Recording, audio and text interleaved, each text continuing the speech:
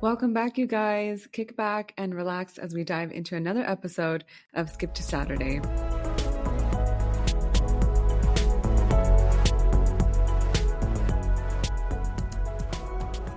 Hey everyone, happy Thursday. Today's episode is going to be a little different. There's no guest, and I'm not going to be talking about a particular topic. Years ago, my brother-in-law gave me this unique nickname, Miss Facts, because I used to spit out random facts that had nothing to do with the conversation that we were having. And it's something that's always been a part of me. I love knowing about random stuff, it's just, I think it's cool. I just love learning about new things. And I think it's really important to arm ourselves with knowledge. Whether or not that information is helpful to use later down the road, it's good to have just in case. I find that, knowing random things, and no one's going to be an expert in everything, right? Like, I think that would be insane. But knowing random things can be like a good icebreaker. That's just my opinion. But you do have to read the room. You can't just like blurt out random stuff to people that you have never met, because it's going to come off as weird. But yeah, so I feel like, even in those situations where you are surrounded by people that you haven't met, it can be useful to know stuff that, has nothing to do with why you're there, but it can get a conversation going. So I'm going to share some random facts with you guys. These were really fascinating to me, so I hope you guys find them somewhat interesting. And you may even know some of this, so who knows, right? For some of these facts, I do have a deeper explanation, and I may or may not share that because I do want to keep it simple. I feel like when we are bombarded with information and it's really loaded, it's easier to kind of filter out all of that and you just remember the main stuff. So for some, I might, go deeper into the explanation, and for some, I might just keep it simple. So number one, octopuses have 3 hearts. I did not know that. 2 hearts pump blood to the gills, while the third circulates it to the rest of the body. Interestingly, the heart that pumps blood to the body actually stops beating when the octopus swims, which is why they prefer crawling. Now, the next one, I did not know that this animal ever existed, or I probably have seen it somewhere. Definitely not in California. You're not going to see some of these walking around. But I did not know the name of this animal for sure. So a wombat poop is cube-shaped. I know this information might not be beneficial to anyone, but I thought that was really interesting because I did not know this. I'm going to go deeper into this one. So for a long time, scientists were baffled by the fact that, like, how a round anus could produce a square dropping. So in 2018, researchers discovered that the shaping happens in the final 8% of the wombat's intestine. Most animals have intestines that contract evenly all the way around. Wombats, however, have irregularly shaped intestines with 2 stiff zones and 2 flexible zones. As a waste dries out and moves through the gut, the stiff parts resist deformation while the flexible parts stretch, molding the feces into a cubic shape. This is vital for their survival, apparently, because wombats use their droppings to mark their territory, stacking them on rocks or logs, because a cube will not roll away, but a circle poop-shaped thing would. So they use that to mark their territories. And I did not know that God made them like that. Who would have thought, honestly? Number 3, a day on Venus is longer than a year on Venus. So I had to read this a few times because I felt like I had a brain fart. I couldn't understand what that actually meant. A day on Venus is longer than a year on Venus.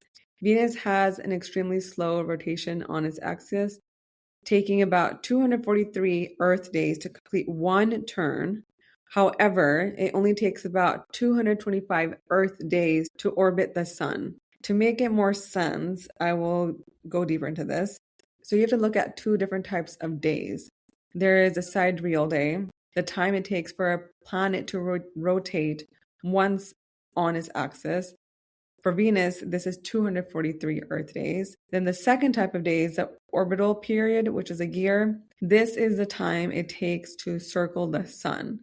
For Venus, this is 225 Earth days. Venus also has a retrograde rotation, meaning that it spins clockwise, which is the opposite of the direction of the Earth. Because it spins slowly while moving so fast around the sun, the time from one sunrise to the next, a solar day, is actually about 117 Earth days.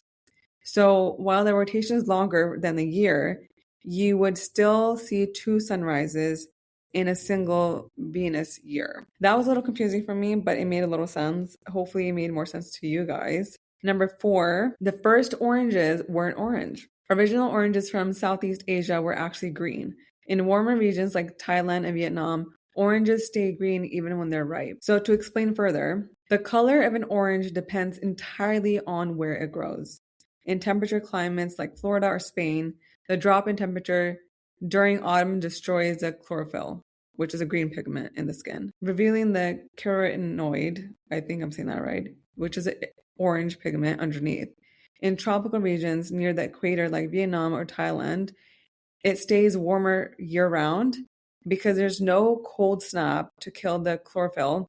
The fruit stays bright green even when it's perfectly ripe and sweet inside. In fact, many oranges sold in the US supermarkets are degreened using ethylene gas to make them look orange simply because consumers expect them to be that color. That is crazy. If we all had that information, like, oranges are actually supposed to be green, they wouldn't have to go through that process of degreening them and using that ethylene gas. I think it's pronounced ethylene. I'm pretty sure I'm butchering up half of these words, so I do apologize. Number 5, cows have best friends. I did not know that. Research has shown that cows are very social creatures and become stressed when they are separated from their favorite companions. I will deep dive into this one as well. Cows are surprisingly intelligent and emotional animals.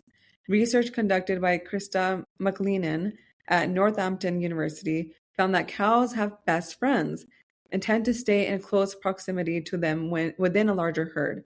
When cows were paired with their preferred partners, their heart rates were significantly lower and they showed fewer signs of cortisol, the stress hormone, compared to when they were paired with a random, quote-unquote, stranger cow.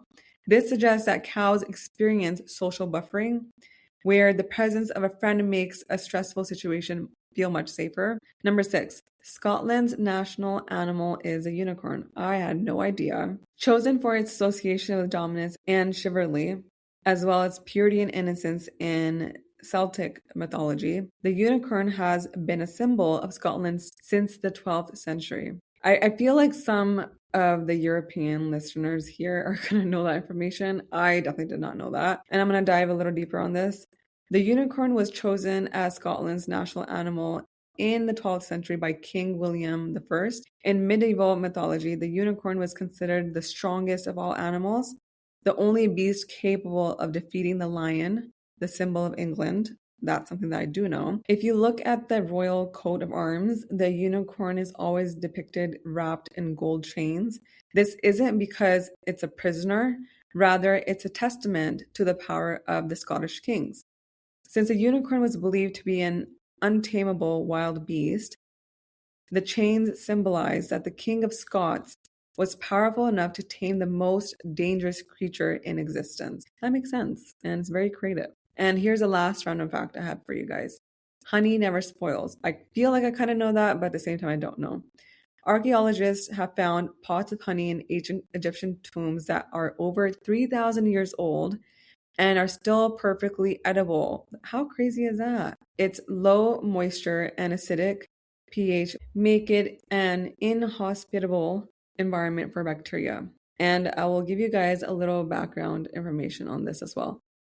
Honey is a perfect eternal food due to a triple threat of chemical properties. Before I forget, I wonder if honey is one of the things that you should take if you were stuck on an island. Like, that game that they play, if you were stuck on an island, what are the 3 things that you would take, or 3 foods? And I wonder if it would serve as a purpose for dietary nutrition. I don't know, but I'll look into that actually. So let me start again. Honey is a perfect eternal food due to a triple threat of chemical properties. Number 1, low moisture.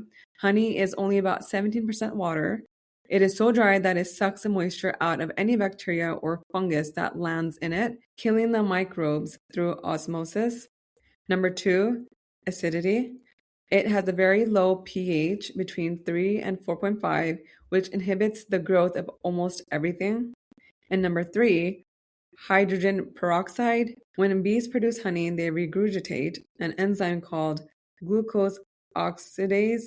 This enzyme mixes with the nectar to create gluconic acid and hydrogen peroxide, the same stuff they use to disinfect cuts. I wonder if you could put honey on your cuts now. I will also look into that. I hope you guys learned a little something. I know it's a lot of information and some of it will stick and some of it won't, which is fine. I just want to share some of this cool information with you guys. I would love to hear from you. If you have any cool random facts, please share them with me. I'm always open to learning about anything and everything. We're almost nearing the end of the season, you guys. I hope you guys have been enjoying it so far. I'm always open to constructive criticism. So if you have anything that would benefit me in any way, please do share. I would appreciate that. That's it for today. Please take care of yourself. I know parts of Canada and the US are experiencing some major snowstorms and the weather is going to be super wild. So bundle up if you are in any of those areas experiencing the storm. Stay safe and tune in next week for an all new episode.